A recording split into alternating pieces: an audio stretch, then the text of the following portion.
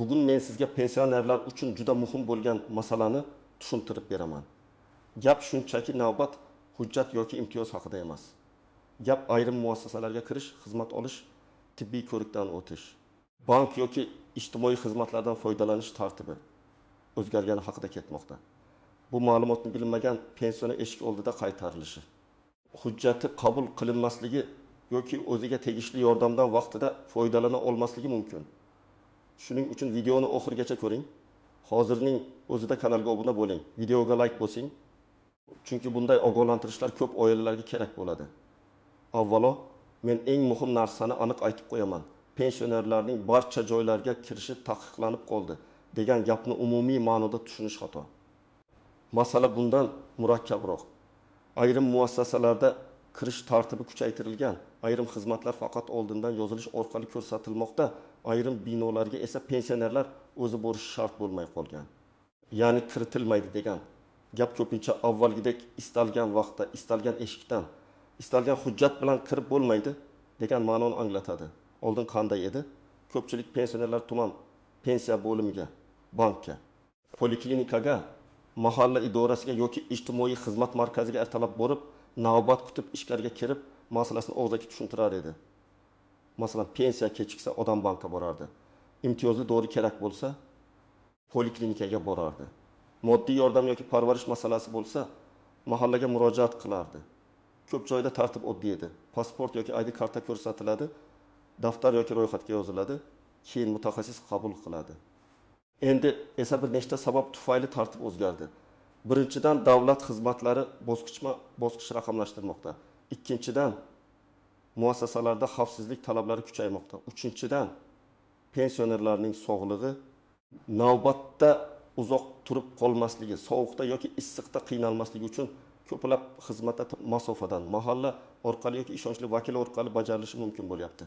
To'rtinchidan, ayrim joylarga begona shaxslar erkin kirishi cheklanmoqda, chunki u yerda shaxsiy ma'lumotlar, pul mablag'lari, tibbiy hujjatlar yoki nogironligi bor fuqarolar bilan ishlanadi. Shuning uchun men bugun sizga aniq tushuntiraman. Qaysi holatlarda pensioner muassasa eshigida to'xtatilishi mumkin, qaysi holatlarda bu qonuniy bo'lishi mumkin, qaysi holatlarda esa sizning huquqingiz buzilayotgan bo'ladi. Eng muhimi, bunday vaziyatga tushmaslik uchun oldindan nima qilish kerakligini aytaman. Birinchi navbatda kimlar xavotir olishi kerak? Eng ko'p xavotirlanishi kerak bo'lganlar, hujjatlari eskirgan pensionerlar, ro'yxatdan o'tgan manzili bilan yashayotgan manzili boshqa bo'lganlar, telefon raqami bank yoki davlat xizmatlari tizimida yangilanmaganlar, nogironlik guvohnomasi, tibbiy xulosa yoki ishonchnomasi to'liq bo'lmaganlar. Chunki muassasaga kirishning o'zi emas, xizmatni olish jarayonida hujjat mos kelmasa, odam qaytarilishi mumkin. Masalan, bir pensioner onaxon bankka boradi. U pensiya kartasini almashtirmoqchi. Oldin bank xodim pasportga qarab, ariza yozdirib, kartani almashtirib bergan. Endi esa bankda mijozni identifikatsiya qilish talabi kuchaygan. ID karta muddati o'tgan bo'lsa, telefon raqami boshqa odam nomida bo'lsa yoki pensionerning imzosi avvalgi hujjatlardagi imzoga mos kelmasa, bank xodimi xizmatni darhol ko'rsatmasligi mumkin. Bu pensioner bankka kiritilmaydi degani emas. Bu hujjatlar to'g'rilanmaguncha bank operatsiyasi bajarilmaydi degani. Yana bir misol. 68 yoshli otaxon tuman ijtimoiy himoya bo'limiga yordam puli bo'yicha boradi. U o'zi bilan faqat pasportini olib kelgan. Lekin masala moddiy yordam, parvarish, yolg'iz yashash holati yoki nogironlik bilan bog'liq bo'lsa, odatda qo'shimcha hujjatlar kerak bo'ladi. Oilaviy ahvol haqida ma'lumot, tibbiy xulosa, mahalla tavsiyanomasi, bank hisob raqami, yashash manzili bo'yicha ma'lumot. Hujjatlar yetarli bo'lmasa, kirish joyidagi mas'ul xodim bugun qabul qilinmaysiz, avval hujjatlarni to'ldiring deyishi mumkin. Bu og'riqli eshitiladi. Lekin ko'p hollarda sabab tartibning o'zgarganidir. Poliklinika va shifoxonalarda ham shunga o'xshash vaziyat bor. Oldin pensioner shifokor xonasiga kirib, navbatda kutib shikoyatini aytardi. Endi ko'p joyda elektron navbat, oilaviy shifokor orqali yo'llanma, laboratoriya tekshiruvlariga oldindan ro'yxat, tor mutaxassisga yo'llanma kabi talablar bor. Masalan, kardiologga ko'rinish uchun avval terapevt yoki oilaviy shifokor ko'rishi, qon bosimi, EKG yoki tahlil natijalari kerak bo'lishi mumkin. Pensioner to'g'ridan to'g'ri men kardiologga kiraman desa, uni qabulxonada to'xtatishlari mumkin. Bu ham shifokorga kirish taqiqlangani emas. Balki yo'nalish tartibi joriy qilingani. Kimlar xavotir olmasligi kerak? Hujjatlari tartibda bo'lgan, ID kartasi yoki pasporti amal qilayotgan, telefon raqami o'z nomida yoki tizimda to'g'ri ko'rsatilgan, bank kartasi faol, mahalla bilan aloqasi bor. Tibbiy hujjatlari yangilangan pensionerlar odatda katta muammoga duch kelmaydi. Ayniqsa oldindan qo'ng'iroq qilib, qabul vaqti kerakli hujjatlar va mas'ul xodimni aniqlab olsa, bekorga yo'l bosmaydi. Bu yerda yana bir muhim nuqta bor. Ayrim muassasalar pensionerning o'zini kelishini talab qilmaydi. Masalan, yoshi katta, yurishi qiyin, nogironligi bor yoki yotoq holatidagi odamning masalasini qonuniy vakil, farzandi yoki ishonchnoma asosidagi boshqa shaxs hal qilishi mumkin. Lekin men uning o'g'liman deyishning o'zi yetmaydi. Ishonchnoma, tug'ilganlik guvohnomasi orqali qarindoshlikni tasdiqlovchi hujjat, tibbiy ma'lumotnoma yoki mahalla tasdig'i so'ralishi mumkin. Hayotiy misol keltiraman. 72 yoshli ayolning pensiya kartasi ishlamay qolgan. Qizi bankka boradi va onam yurmaydi, kartani menga bering dedi. Bank bunday qila olmaydi. Chunki karta va pul mablag'i shaxsiy hisoblanadi. Agar bank har qanday qarindoshga karta bersa, ertaga boshqa oylarda nizolar, pul yechib olish, firibgarlik holatlari ko'payadi. Demak, bankning rad javobi pensionerni kamsitish emas, balki moliyaviy xavfsizlik chorasi bo'lishi mumkin. To'g'ri yo'l qanday? Notarial ishonchnoma, zarur holatda uyga chaqiruv xizmati. Bankning masofaviy identifikatsiya tartibi yoki ijtimoiy xodim orqali murojaat qilish. Yana bir vaziyat. Pensioner imtiyozli dori olish uchun dorixonaga boradi. Dorixona xodimi ro'yxatda yo'qligini aytadi. Odam buni meni pensioner bo'lganim uchun kiritishmadi deb tushunishi mumkin. Aslida imtiyozli dori berilishi uchun elektron retsept, shifokor belgilagan tashxis, tegishli toifa va tizimdagi ma'lumot mos kelishi kerak. Agar shifokor retseptni kiritmagan bo'lsa yoki muddat o'tgan bo'lsa, dorixona dori bera olmaydi. Bu yerda muammo dorixonada emas, hujjat aylanishida bo'lishi mumkin. Endi istisnolar va ko'pchilik e'tibor bermaydigan nozik jihatlarga o'tamiz. Birinchi nozik jihat, kirish taqiqlangan degan yozuv har doim ham odamga emas, hududga tegishli bo'lishi mumkin. Masalan, bankning kassa orti arxiv, server xonasi, tibbiy laboratoriyaning ichki qismi, reanimatsiya bo'limi, bolalar muassasasining yopiq hududi yoki ijtimoiy xizmat markazining xodimlar xonasiga bemalol kirib bo'lmaydi. Pensioner bo'ladimi? Yosh odam bo'ladimi? Farqi yo'q. Bunday joylarda ruxsatnoma, navbatchi xodim hamrohligi yoki maxsus tartib bo'ladi. Ikkinchi nozik jihat, ayrim muassasalarda qabul kuni va qabul soati qat'iy belgilanadi. Oldin odam bugun borib kelaman deb masalasini bitirgan bo'lsa, endi mas'ul mutaxassis faqat dushanba va payshanba kuni, masalan, soat 9:00 dan 12:00 gacha qabul qilishi mumkin. Pensioner seshanba kuni borsa, eshikdan qaytish ehtimoli bor. Bu holatda meni kiritishmadi deyishdan oldin qabul jadvalini so'rash kerak. Jadval devorda, rasmiy kanalda, telefon orqali yoki mahalla xodimida bo'lishi mumkin. Uchinchi nozik jihat, shaxsiy ma'lumotlarni himoya qilish. Pensioniya miqdori, bank hisob raqami, tibbiy tashxis, nogironlik holati, moddiy yordam olgan olmaganlik kabi ma'lumotlar sir hisoblanadi. Shuning uchun muassasa xodimi bu ma'lumotni telefon orqali aytmayman yoki qarindoshingizga ma'lumot bermayman desa, bu ba'zan to'g'ri talab bo'ladi. Chunki pensionerning roziliksiz uning pensiyasi, kasalligi yoki hisob raqami haqida boshqalarga ma'lumot berish mumkin emas. To'rtinchi nozik jihat, firibgarlik xavfi. Oxirgi yillarda pensionerlar nomidan kredit olish, bank kartasidan pul yechish, kompensatsiya chiqdi deb aldash, yangi qonun bo'yicha pul beriladi deb hujjat yig'ish kabi holatlar ko'p uchrayapti. Shu sababli banklar, ijtimoiy xizmatlar va davlat idoralari tekshiruvni kuchaytiradi. Odam o'zini noqulay his qilishi mumkin, lekin tekshiruvning maqsadi pensionerni himoya qilishdir. Agar sizdan begona odam telefon qilib SMS kod, karta raqami, pasport nusxasi yoki elektron kalit so'rasa, hech qachon bermang. Haqiqiy davlat xodimi yoki bank xodimi SMS kod so'ramaydi. 5-nozik jihat, pensionerning yoshi emas, sog'liq holati muhim bo'lishi mumkin. Masalan, shifoxonada yuqumli kasalliklar bo'limi, operatsiya zonasi yoki karantin tartibi bo'lsa, kirish cheklanadi. Bu cheklov pensionerlarga alohida emas, barcha tashrif buyuruvchilarga qo'llanadi. Lekin pensionerlarning immuniteti, surunkali kasalliklari, yurak qon tomir muammolari ko'proq bo'lgani uchun ularga nisbatan ehtiyot chorasi kuchliroq ko'rinishi mumkin. 6-nozik jihat davlat xizmatlari markazlari va elektron tizimlar. Ko'p xizmatlar endi onlayn ariza, elektron navbat yoki yagona portal orqali bajariladi. Bu yoshi katta insonlarga qiyin tuyuladi. Men buni yaxshi tushunaman, lekin bu degani pensioner xizmatdan mahrum bo'ladi degani emas. Aksincha, to'g'ri foydalanilsa, u navbatda turmaydi, bir necha marta qatnamaydi. Arizasining holatini kuzatadi. Muammo shundaki, ko'p pensionerlar bu tizimni bilmaydi. Farzandlar esa tushuntirishga vaqt ajratmaydi. 7-nozik jihat. Muassasa xodimining og'zaki gapi bilan rasmiy tartibni adashtirmaslik kerak. Agar eshikdagi qorovul yoki navbatchi pensionerlar kiritilmaydi desa, darhol janjal qilish shart emas. Men bunday holatda xotirjam so'rashni maslahat beraman.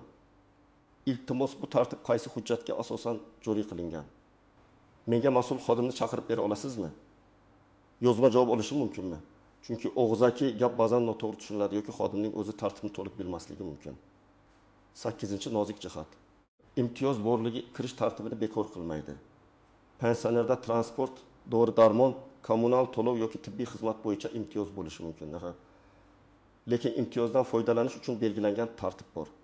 Masalan, imtiyozli yo'llanma olish uchun shifokor xulosasi kerak, sanatoriyga borish uchun navbat va tibbiy ko'rsatma kerak, moddiy yordam uchun ijtimoiy holat o'rganiladi. Men pensionerman, demak darhol berishlari kerak degan yondashuv amalda muammoga olib keladi. Endi eng kerakli qismga o'tamiz. Pensioner nima qilishi kerak? Men sizga aniq ketma-ketlikni aytaman. Birinchi qadam, hujjatlaringizni tekshiring. ID karta yoki pasport muddati o'tmagan bo'lsin. Pensiya guvohnomasi, nogironlik hujjati, tibbiy xulosa, bank kartasi, telefon raqami va yashash manzili ma'lumotlari bir-biriga mos bo'lsin. Agar pasportdagi manzil boshqa, amalda yashayotgan joy boshqa bo'lsa, mahalla va tegishli idorada bu holatni aniqlashtiring. Ko'p muammolar aynan manzil nomuvofiqligidan boshlanadi. Ikkinchi qadam, boradigan joyingizga oldindan qo'ng'iroq qiling. Bankka bormoqchimisiz? Avval filialning ish vaqti, karta bo'limi qachon ishlashi, navbat kerakmi? Qanday hujjat olib borish kerakligini so'rang. Poliklinikaga bormoqchimisiz? Oilaviy shifokor, registratura yoki mahalla tibbiyot xodimidan qaysi yo'llanma kerakligini aniqlang. Ijtimoiy yordam masalasida bormoqchimisiz? Mahalla raisi yordamchisi, ijtimoiy xodim yoki tegishli bo'limdan hujjatlar ro'yxatini oling. 3-qadam, hujjatlarni papkaga joylab olib yuring. Men tavsiya qiladigan asosiy to'plam shunday: ID karta yoki pasport, pensiya guvohnomasi bo'lsa, uning nusxasi, bank karta rekvizitlari, telefon raqamingiz yozilgan qog'oz, tibbiy hujjatlar, nogironlik bo'yicha hujjatlar, mahalla ma'lumotnomasi kerak bo'lsa, ishonchnoma. Har bir hujjatdan kamida bitta nusxa tayyorlab qo'yish foydali. Chunki ayrim joylarda nusxa ko'chirish xizmati bo'lmasligi yoki uzoq bo'lishi mumkin. 4-qadam, agar siz yura olmasangiz, uyga xizmat ko'rsatish imkoniyatini so'rang. Ko'p odam buni bilmaydi. Ayrim holatlarda ijtimoiy xodim, mahalla vakili, shifokor yoki bankning maxsus tartibi orqali masala uyda hal qilinishi mumkin. Albatta, hamma xizmat ham uyga kelmaydi, lekin yotoq holatidagi. Og'ir nogironligi bor yoki mustaqil harakatlana olmaydigan pensioner uchun alohida mexanizmlar mavjud bo'lishi mumkin. Buning uchun men bora olmayman deb og'zaki aytish emas, tibbiy xulosa yoki mahalla tasdig'i kerak bo'ladi. 5-qadam, yozma murojaat qilishni o'rganing. Agar sizni asossiz ravishda kutishmasa yoki xizmatingizni tushuntirmasdan rad etilsa, og'zaki bahslashib vaqt yo'qotmang. Ariza yozing. Arizada ism, familiyangiz, yashash manzilingiz, telefon raqamingiz, murojaat mazmuni, qaysi kuni qaysi muassasaga borganingiz, kim sizni qabul qilmagani va nimani so'rayotganingizni aniq yozing. Masalan, menga pensiya kartamni almashtirish tartibini yozma ravishda tushuntirib berishingizni so'rayman yoki menga qaysi hujjatlar yetishmayotgani rasmiy javobda ko'rsatishingizni so'rayman. Yozma javob bo'lsa, keyingi bosqichda shikoyat qilish osonlashadi. 6-qadam, har qanday hujjat topshirganda tasdiq oling. Arizangizni qabul qilishsa, kirim raqami, sana yoki qabul qilinganini tasdiqlovchi belgi bo'lsin. Elektron murojaat yuborsangiz, ro'yxat raqamini saqlang. Telefon orqali gaplashsangiz, kim bilan qaysi vaqtda gaplashganingizni yozib qo'ying. Bu oddiy ko'rinadi, lekin keyin siz murojaat qilmagansiz deyishsa, sizda dalil bo'ladi.